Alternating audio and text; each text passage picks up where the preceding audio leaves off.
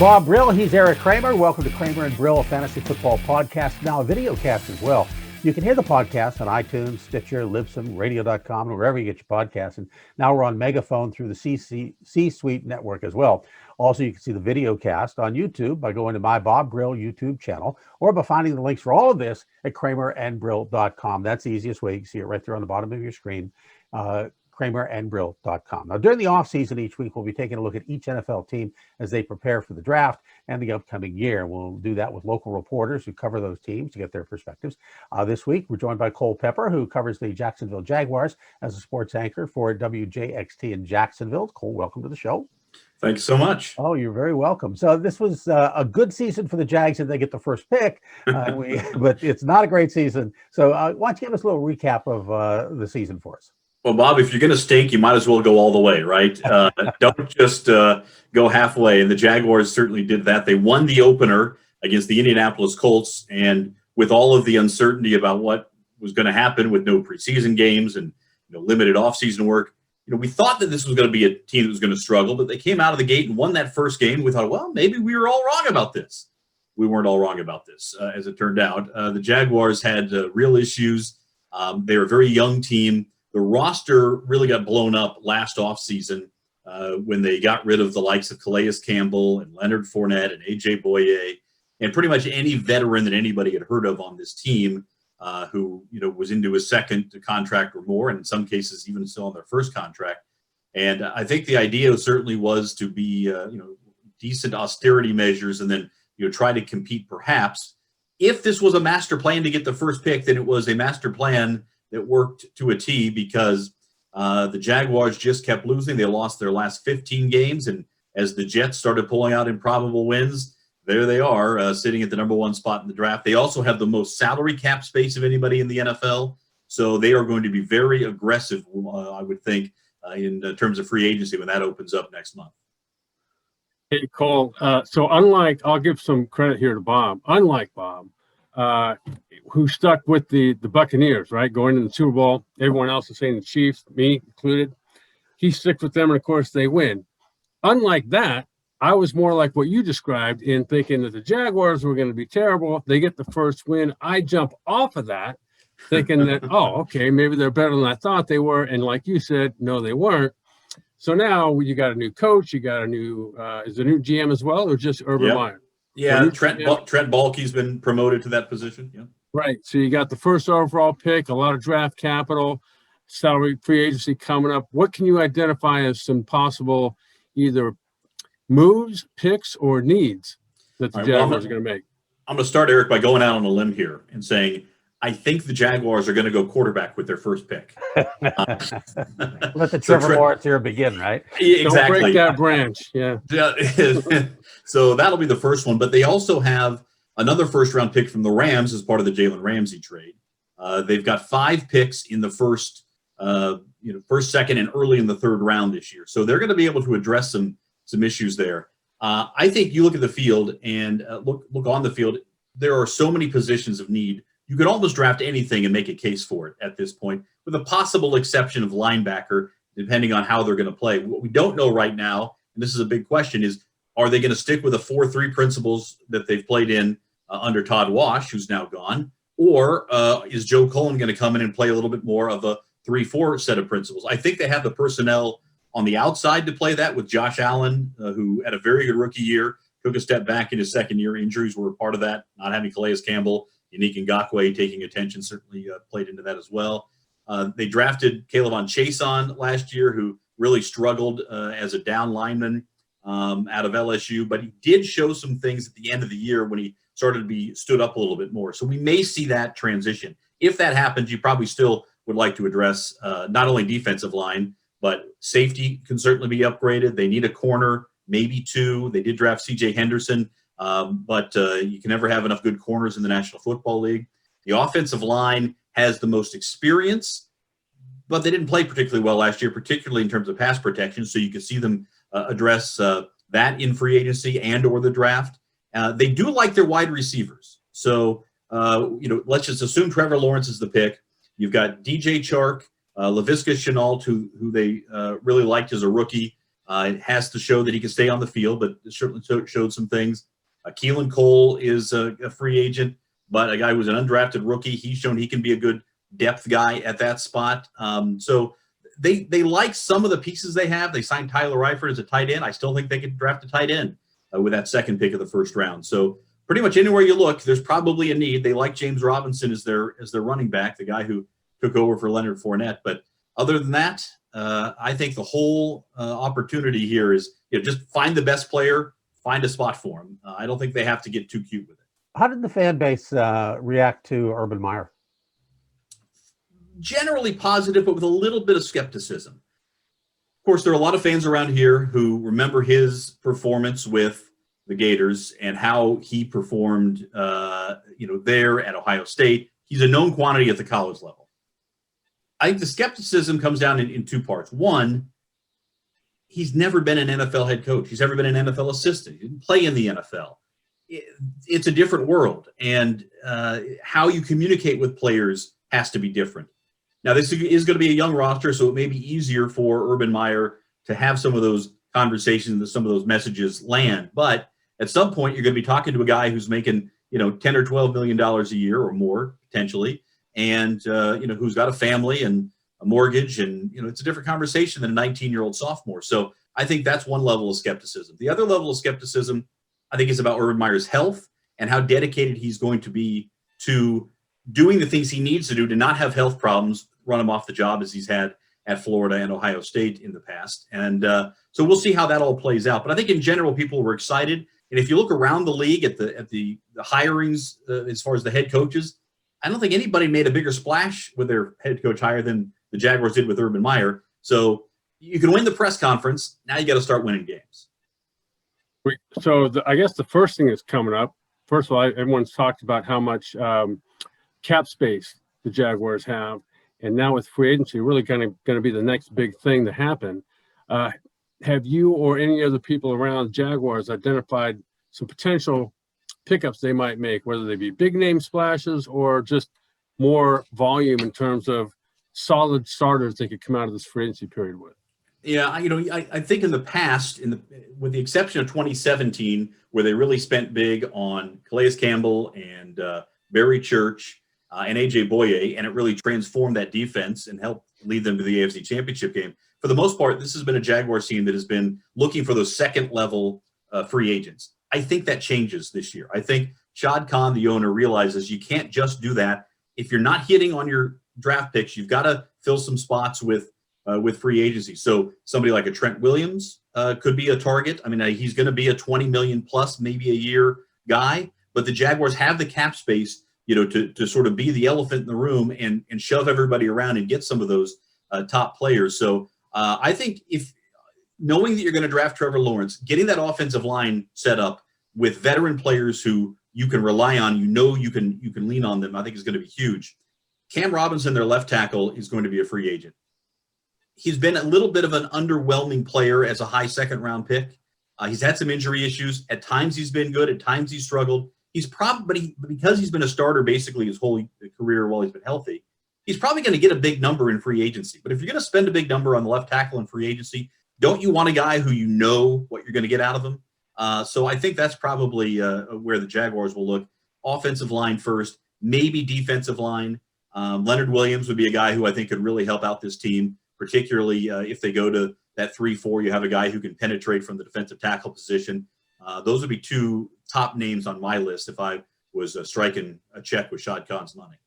If I know I look at some teams around the league, and Erik knows we've talked about my Steelers quite a bit, who are going to lose a bunch of people to free agency. The Jags going to lose some people? Yeah, again, like Cam Robinson might be one of them, but most of they've already lost everybody. I mean, the significant contributors are gone, from the past year. So they sort of did a preemptive move here.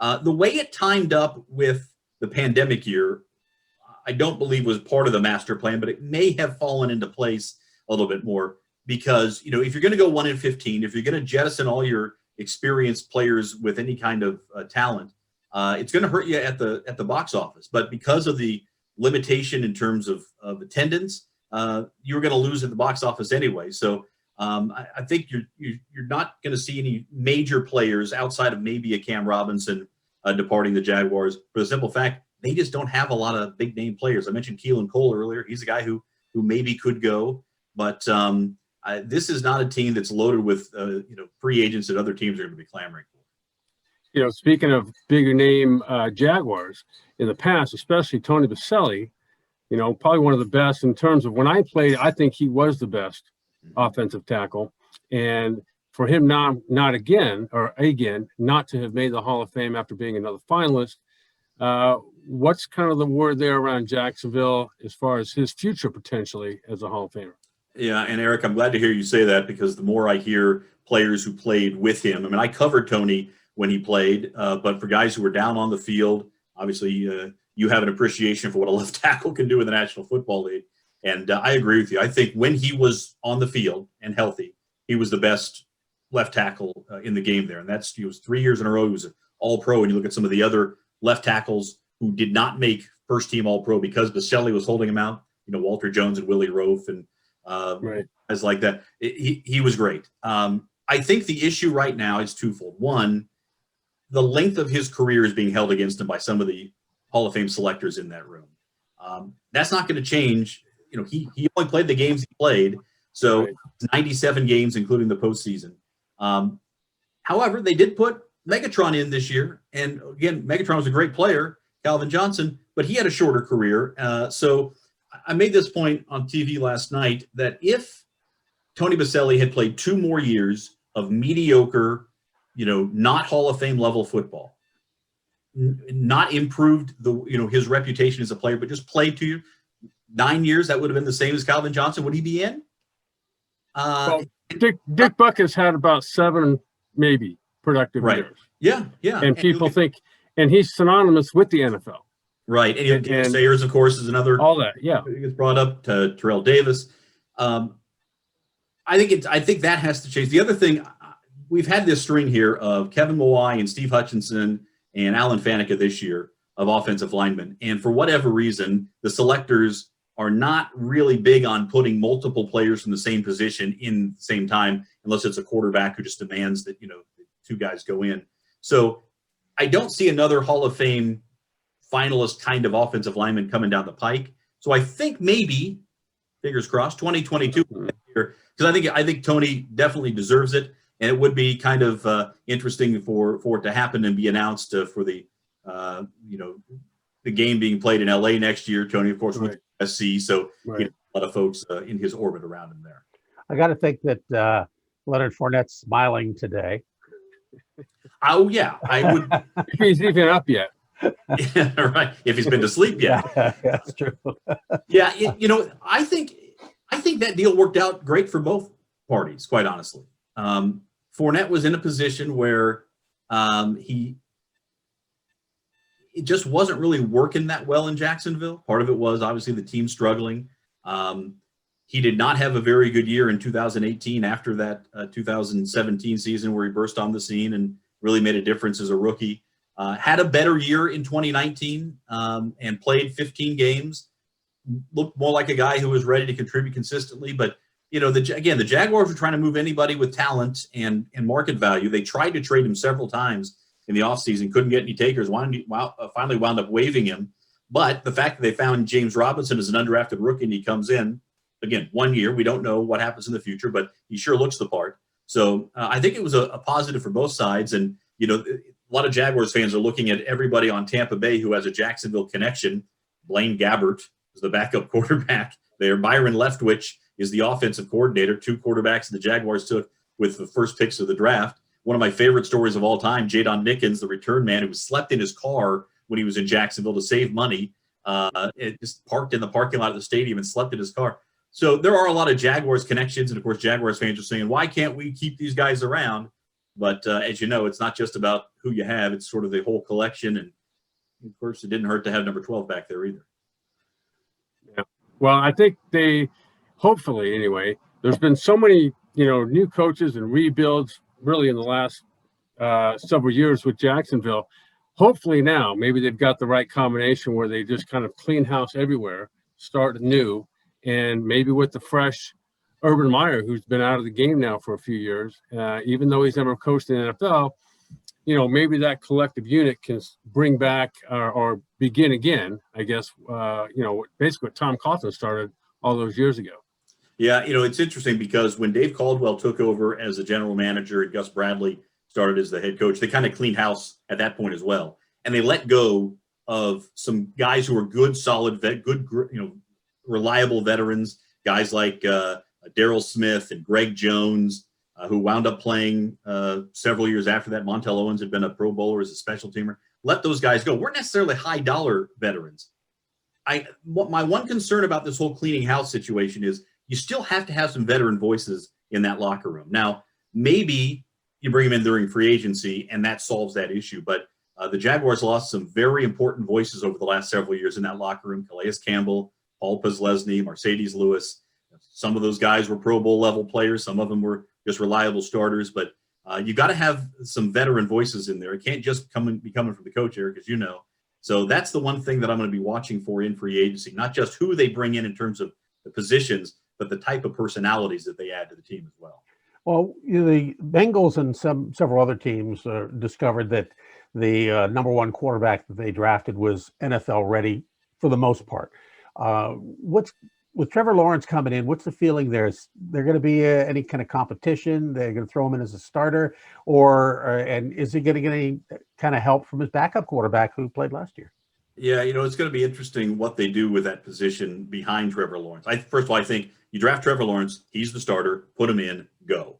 Like I know that doesn't always work with rookies, but if you're drafting a guy as the number one pick, don't mess around. Get him in there. Get him some playing time. If you're willing to make that investment in him as the first pick, get him out there on the field. Gardner Minshew, I think, from a talent perspective, and an approach perspective, could be a very good backup, but he wants to be a starter. And I did a show with Mark Brunell the last several years here in town, and one of the things Mark and I talked about, who's now the Detroit Lions quarterbacks coach, is what he wanted out of a backup quarterback when he was playing. And you don't really want a guy who wants your job, Usually when you have a rookie quarterback, you have that veteran quarterback who's been around for a while. When I first started covering the league, it was in Kansas City, and Steve DeBerg had been the veteran guy who'd been there. That type of player who can come in a pinch and start is great, but to have a guy who's got that kind of mentality, who could be a coach, I think that's what you want, and Erik can speak to this better than I can. Right now, what they have in terms of backup quarterbacks here, you've got Gardner Minshew, who wants to be a starter, Jake Luton, who was a sixth-round pick, who got overwhelmed when he faced the Steelers, but had some things that he showed as well. So what they do with that position, I think, still very much remains to be seen. I'm not sure that the backup quarterback is on this roster right now, quite honestly. Yeah, well, I think so. To speak to that, when I was in Chicago, my last year there, I think it was either last year or the year before, one of the two, Dave Craig, who'd been a longtime starter with the Seahawks, and again, one of those guys that had been to Kansas City, eventually found his way to Chicago. And, he was still very good. And I ended up getting hurt. He ended up playing quite a bit and, had a lot of good football still left in him. And by that point, you're right. I think he was ready to be a backup, but then he got pushed into playing and played well. Whether that can happen for Gardner Minshew, I don't know. Obviously, he's still young, and I think he's a good quarterback. Whether he wants to be the backup or not, I don't know. And probably, like you said, if you project out that he doesn't want to be, okay, then maybe go get another, because you've got all this cap space, maybe go get another free agent type of guy, maybe like an Andy Dalton or something that has kind of found himself in that role now in Dallas.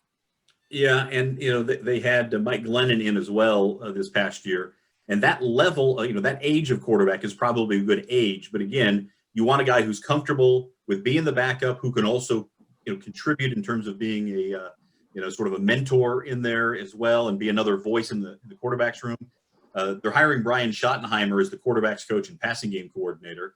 And he's certainly a guy who's been around quite a bit. And so there's something about having a coach there, but there's something else about having a teammate who can sit there and kind of walk you through, particularly not only learning a new offense, which everybody will be doing this year, but learning to play in a new league, which Trevor Lawrence will certainly be doing in 2021. Cole, I want to thank you for joining us. Got to wrap this up. Cole Pepper, who covers the Jacksonville Jaguars as a sports anchor for WJXT in Jacksonville. Hope you had some fun with us today. Thanks, guys. I appreciate it. Bob and Erik. You got it. Each week, we'll visit a different NFL team and talk with local experts, reporters about that team and the draft and its future for the upcoming NFL season. A new team each week, so you'll be sure to join us again next week. And there you have it. Kramer and Brill, Fantasy Football Podcast, now a video cast as well. You can hear the podcast on iTunes, Stitcher, Libsyn, Radio.com, and wherever you get your podcasts. And now also you can see the video cast on YouTube by going to my Bob Brill YouTube channel or by finding the links for all of this at kramerandbrill.com. Right there on the bottom of your screen. That's the easiest way. For Cole Pepper, my friend Erik Kramer, and me, nice to see you. We'll see you next time.